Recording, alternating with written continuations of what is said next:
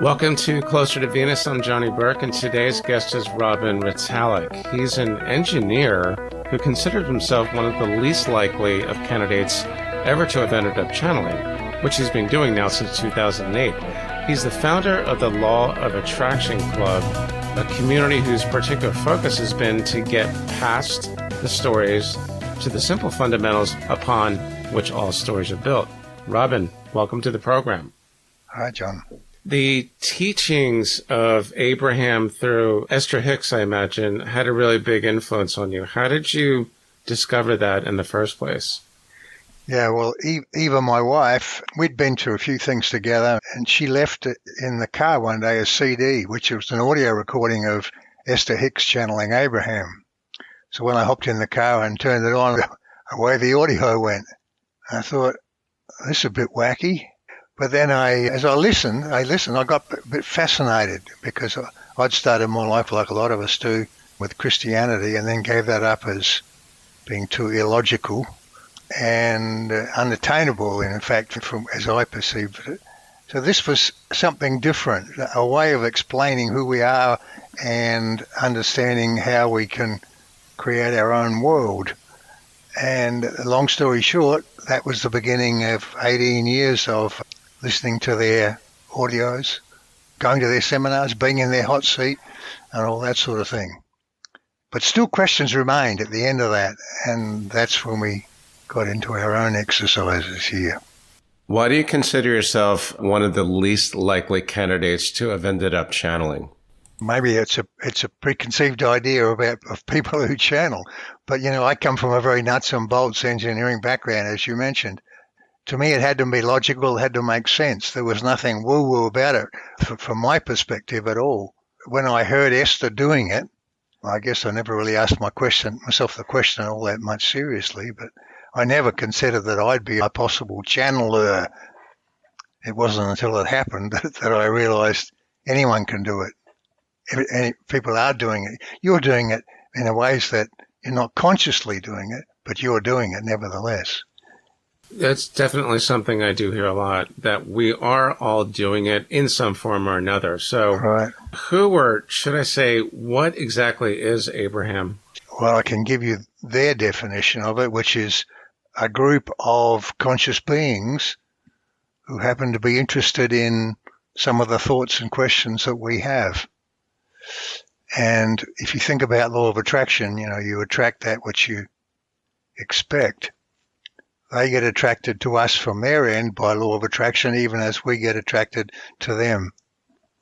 Now, these beings, they don't seem to be earthly beings. They're from somewhere else. Where exactly do they come from?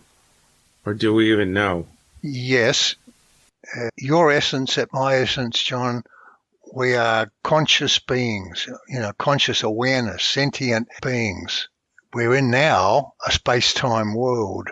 And so we get caught up with the physicalness of what we are. But at your essence, you're much more part of the collective consciousness than you are a human being on planet Earth, for example. They are just a part of that. They're not in our realm. They not playing the game of life on Earth in a space-time world, for example. But they do respond to our questions, to respond to our requests for information. So do they identify with any particular galactic sphere or area, or not necessarily? No, not at all. Okay. That's probably a completely separate thing. So Let's talk about the law of attraction. This is apparently nothing new, and I'm sure that there's a lot of marketing opportunities that arose because of the law of attraction. So you started the Law of Attraction Club. How is that different from what we've read in books about the law of attraction, or is it not that much different? Well, there's a lot of versions of the law of attraction, of course, right? One of the things that I discovered, the first person we had channeling Abraham, if you like, was a girl out of South Africa, of all places, called Nina Farrell. And at one point, she was channeling to me, because we started hooking up with her and taking this thing public. She was channeling to me on the benefits of astrology. And me being more of the scientific mind, that didn't go down too well. So I'm sitting there thinking, how can this be? All right? That wasn't the first example we'd had of somebody whose story got into the mix, got into what was coming through. And so I didn't know much about channeling by the time when we started out, even though we'd listened to Abraham for 18 years. But it's always a collaboration between the channeler and the entities being channeled. And the degree to which my story intrudes upon what comes out of my mouth, all right, is a function of me being aware of that. And when I've got these sort of conflicting stories, it became important for me, as you mentioned in your intro, to get to the underlying absolutes. What is there that's true for everybody, irrespective of their story? And that's where we've been heading. So that's been a very strong intent of ours. So what exactly is channeling, and how is it different from, say, something like a mediumship reading, for instance? If you like to think of yourself as conscious entities, there are no boundaries anywhere in this, but you can conceptually think of yourself as being a conscious you that's sitting there right now asking these questions. Then there's a subconscious you, which, from the moment you were born, you can think of as having been looking over your shoulder, seeing how things work, and then taking over all the things that it can do that you don't have to do. So it handles all the high volume tasks, for example. It learns from you. And then there's a third component, if you like, call it your superconscious, which is, if you like, more connecting back to the Abraham area of this world, the non-physical, the non-whatever, back to the collective consciousness, which you are always linked to. You're never separated from it entirely. When James Taylor, for example, says, I didn't really write those songs, I was just the one that heard them first, and I remembered them, and I wrote them down, he says, I was sort of channeling. Now, James, from the sound of it, knows very little about channeling, but that's exactly what he was doing, all right? And so it takes many forms. When you get this bright idea out of the blue from somewhere, from whence does it come? It certainly doesn't come from anything generated by a physical brain. And so it turns out that you and your subconscious are doing a dance all the time, passing off responsibility for who does what all the time. But there's also a superconscious component you're hooking into, which is a source of information from off the holodeck, as I call it, all right? And that's what we're hooking into more when we're channeling. Is that related to the superconscious, that is? Is that related to the higher self, or is the higher... So it is related, okay. And by the way, that's not the first time I've heard about a musician channeling, as it were. Keith Richards is often quoted as saying, I didn't write the songs, I was just there. The vehicle, right, yeah. Yes, like when Carole King was getting her award, forget the award she got anyhow, she said, it's just a matter of getting out of the way. And that's a pretty good definition. Okay. Channeling is more about unlearning that you can't do something than it is learning to do something new. Okay. In other words, if you believe you can, you will. So the Law of Attraction Club, it sounds like it's a lot different than what we read in books. It's a little bit more nuanced, to say the very least. Now, there is a being that you channel, I believe it is called Terra. Terra, yes. Terra. Okay, so is Terra a being similar to Abraham? Yes. Okay, so it's similar being. You briefly mentioned how you started to channel.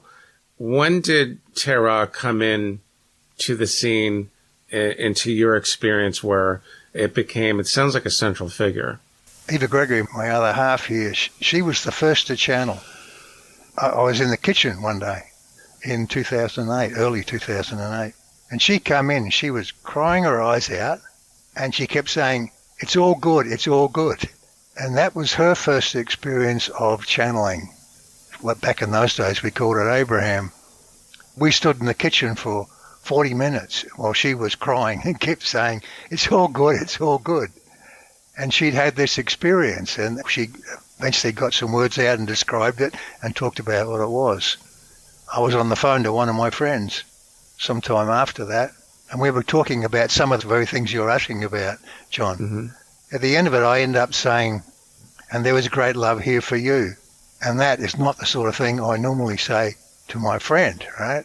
And it just felt like the normal thing to say at that point, but also recognizing there was another entity in the conversation.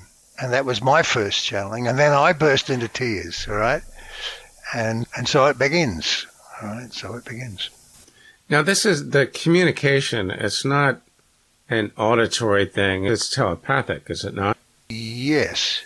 It's like having another consciousness in your head as a part of this discussion, all right? Mm-hmm. And you're recognizing that some of the thoughts and words are not yours. That's different. That's new. But you speak them just the same, right? It's not like dictation, whispering in your ear, here's what you got to say. It's not a takeover by them of me or my intellect. It is just another entity in the conversation.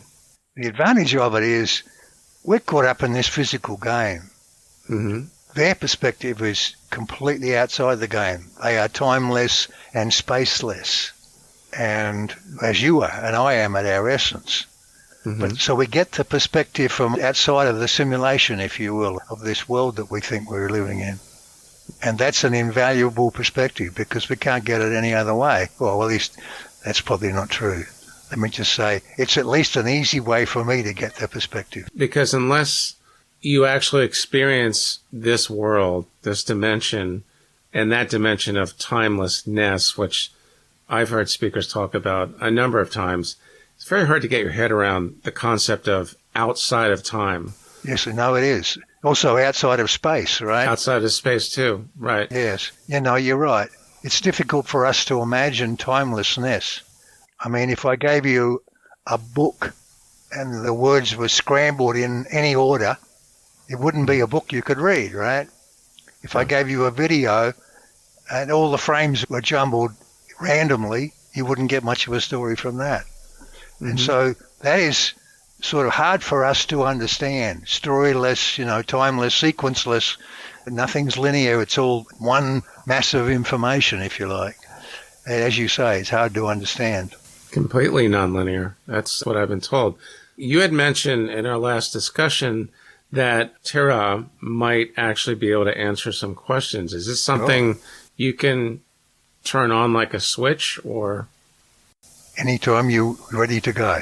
Well, no time like the present. So should I just fire away with the questions or? Go for it. Okay. So one of my favorite questions, and I'm not sure if I'm addressing, is it a him or her or? It's a they. It's a they. Okay. In that it feels, well, we are here. It feels to this one as though there's more than one of us. So it is more naturally expressed as we rather than you. Okay. Rather than singular. The first question would be one of my favorites and a common one. Why are we here? Because, let us take you back to the timeless, spaceless place for a minute, even though it may be difficult for you to imagine. Some people call that collective consciousness God, but it is very un-God-like, and that the collective consciousness judges not, creates not, whatever. But you were created out of that soup, if you will, as a conscious entity. So this part of you that exists back there is a part of us, in effect. But there is no place or time. There is just us. And we, being a part of all that, are also individuated from that soup, if you will, as a collective, as a mini collective, if you will. But it's in response to your thoughts and to your questions and your desires. We're in it for the fun of it too, you see. We enjoy these interactions. The fun of it. Can I ask, this is going to be kind of a selfish question, why am I here specifically? In that process of individuating yourself, what began that process was a desire, good word, adventure, a desire for not sameness, a desire for creativity, a desire to be something, be somewhere, do things, experience contrast, have emotions and so on. And that's what caused you to exist, all right? That's why you are here, to discover who you are, to discover the power you have to create your reality, and to have fun doing it. So is it true that we are eternal beings? Yes. Better said, Okay. timeless. Timeless. So there is no beginning and there is no end to time. Correct. Is that right? Yes. Okay. That's hard to understand with the word eternal, of course, because it implies that, you forever start and forever into the ether. But you are timeless at your essence. So without actually experiencing being a channel or having any kind of spiritually transformative experience like that, what advantage do we have of actually knowing this? Can you ask that question again? Without having the experience like you had, without having the experience of being a channel or having any kind of spiritually transformative experience, an STE, an NDE, a past life memory, how do we take advantage of knowing that we are timeless and without space and we are eternal beings? You exist because of the law of attraction. In other words, as you felt a preference, a desire, so you began to evolve. And your desires indicate what you evolve into. And as you make a belief about the choices that you make a belief choice that I'm this way or that way. So what you attract to you is a context that matches that desire, that belief choice. And so you are in effect creating everything in your world. Okay, so is it true that if I create everything in my world and then at the end of this earthly incarnation, I get to the in-between space, is it true that spirit guides or the council or whoever, they're not really responsible for telling me what I believe is true or not? That's up to me. Is that true? You can choose to believe anything. There's nothing you cannot be, do, or have, nothing you cannot change. And so the choice is yours. Right. And let me go one step further behind what you're asking here. Because are there spirit guides in existence? Only you can say for your world, because if you believe there are, then you will experience what that means. If you don't believe there are, then you won't experience it. Right. And that's what that means when someone says, well, so-and-so might be true for you, but not necessarily someone else, even though you think, for instance, that there is no such thing as earthbound ghosts, and that might be true for you, but for someone else, they might think, or they know, yes, there is because I have experienced them. Does that make sense? Yes, indeed. Okay. So what if I make a choice or someone makes a choice that is an impediment to raising our vibe to eventually ascend to become a light being? Is anyone, any type of being going to at some point say, look, man, that's not really the way to do it. The path is here. Is that not going to happen? Or in other words, is that all up to us to really kind of stumble through that process and to learn for ourselves? There really is no learning involved. Let me explain. Let us explain that to you. You just got an attack of the I-wees, as we call them. Sometimes in this communication, in this mixing up we do, in this thing you call channeling, our voice will be more prominent, right? And so it comes out as we. Sometimes he elbows his way into the conversation and it comes out as I. And so we have this dance going on all the time, basically. Pronouns are a big topic these days. I totally understand that. But to rephrase the question, if we make a bad choice at some point to indulge in drink and drugs and misogyny and hedonism, and that's our world, is there not someone at some point going to give us some advice to say something like, well, you can do that, but you're never going to raise your vibe? Will that happen if we want it to happen? Or is it all up to us to really just learn it at some point, even though you say there is no learning? Let us answer this way. We would say you have an internal emotional guidance system, is the term Abraham used for it, and that's a pretty good way of describing it. If you're feeling good, you're heading in the direction of where you want to go. If you're feeling bad, you're heading away from where you want to go.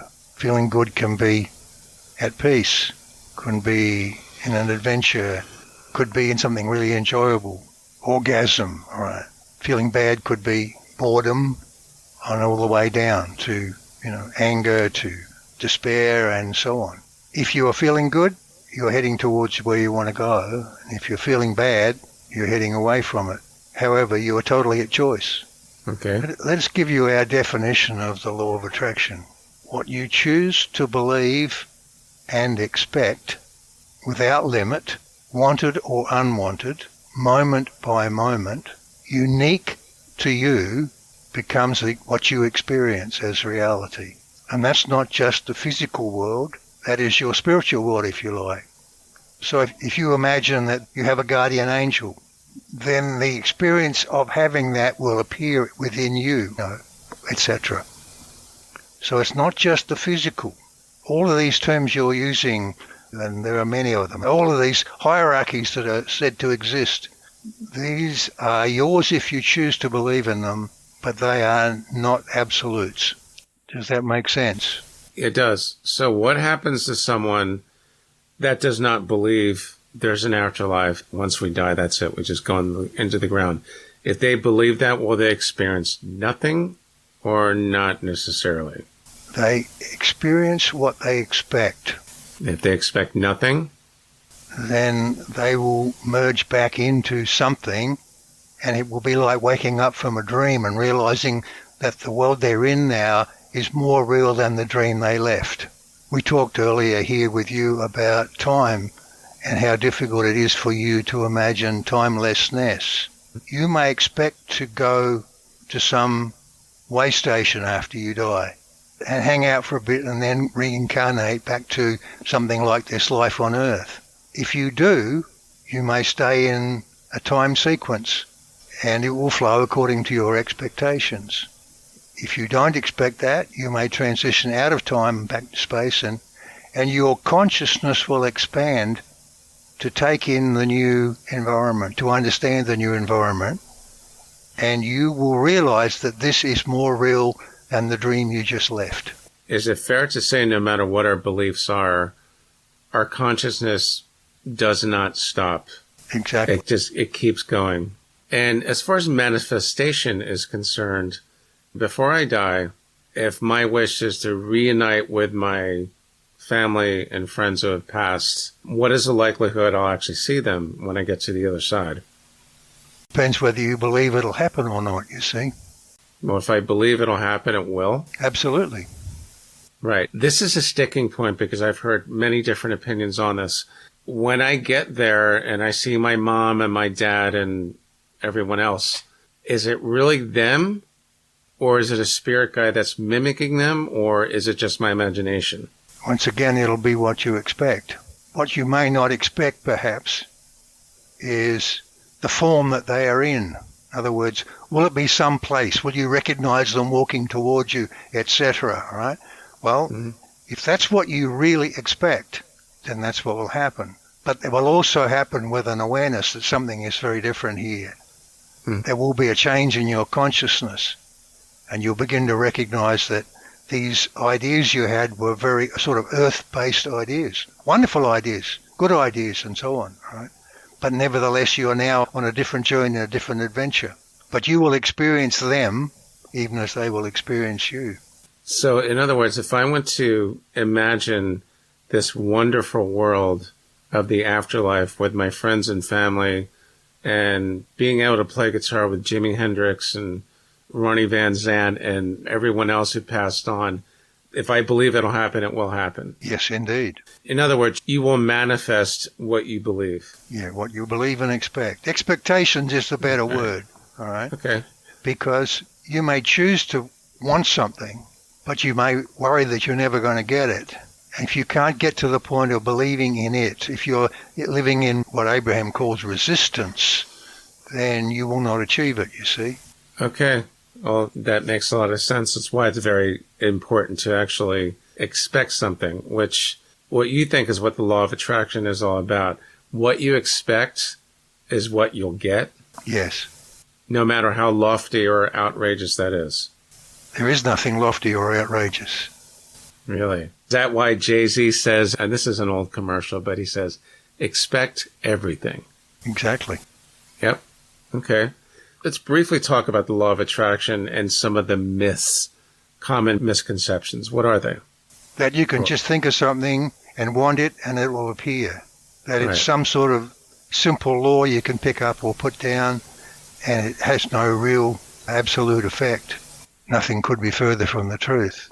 You are creating by your desires and expectations this call. Even as this one happens to match, in this case, your desires and expectations from his end.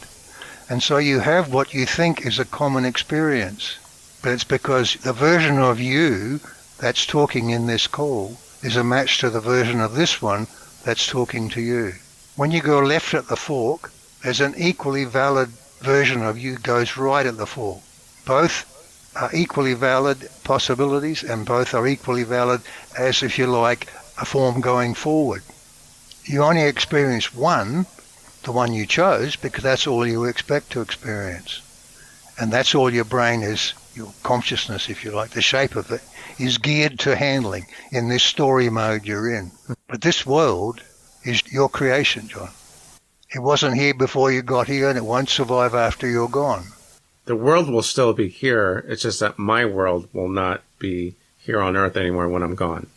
There is no world. There is no world. It's a simulation. It is a simulation, so Elon Musk was right then.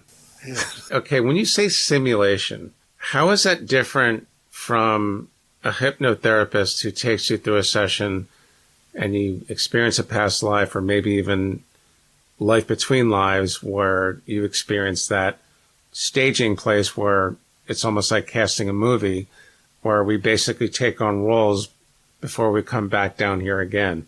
How is that different from a simulation, or is it the same thing? What is it? That's an interesting question. Let's start here. You're living in a simulation. You say, how can that be? I bumped my knee against something and it hurts. It's solid, it's real. And we would say to you, what you experience as your knee, when it meets a solid object, and what you experience is what you expect, which is pain.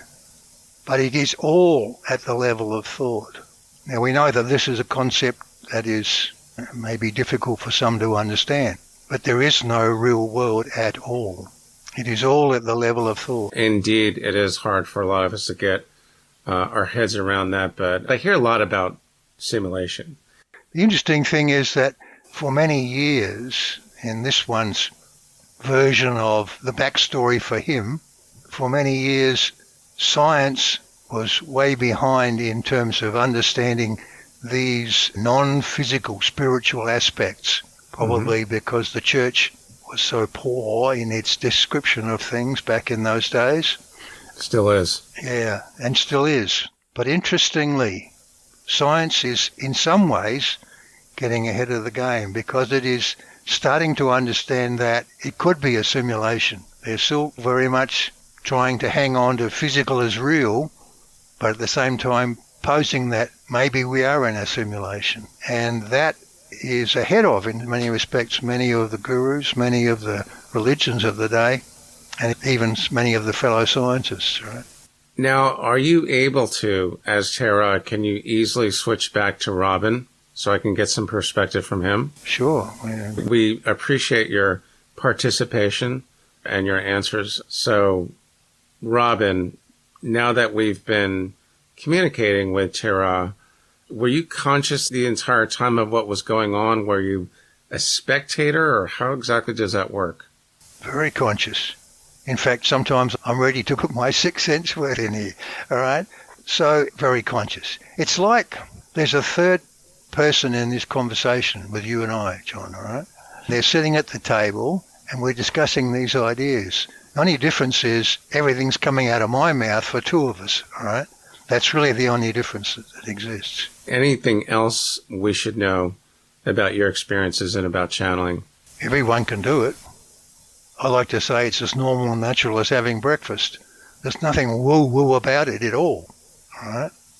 We have run many courses in the Law of Attraction Club teaching people to channel. We've never had a failure from anyone going through those courses. Sometimes they get caught up in their own belief systems, and that's fine. In the purity of what we've tried to do in this club is to get away from the stories down to the absolute fundamentals. Because if you start from the middle of a story, you're hampered by all the mythology that's involved in that story. And that's the handicap. So it's never simple, it's complex. The world, as we imagine it, as we experience it, as we create it, is a hugely complex thing. And that complexity is nothing to do with source. All it is, collective consciousness, whatever you choose to call it. It is extremely simple at the source. If you choose to expect something as a choice alone, as a belief choice, not based on anything else but I'm choosing to believe this, you will create it. If you can be at that level of belief throughout all of you, at all levels within you. Money doesn't grow on trees, saying, right? Money sure as hell grows on trees if you believe it does, either literally or metaphorically. But if your mindset is money doesn't ever grow on trees, you've got to struggle through life here, then that'll be the world you experience, you see. So stripping away the mythology and the superstition is part and parcel of your journey and your work, would you say? Yes, absolutely. Excellent. Yeah. Okay. Robin, thanks so much for joining us tonight. How can our listeners learn more about you online? They can go to... Isn't it the LOA Club? The LOA Club, thank you. I will put that in the show notes and the transcript as well. You've been listening to Closer to Venus. I'm Johnny Burke. If you enjoyed today's episode, please consider subscribing. You can find more information and episodes at closertovenus.com. Thanks again for tuning in, and we'll see you next time.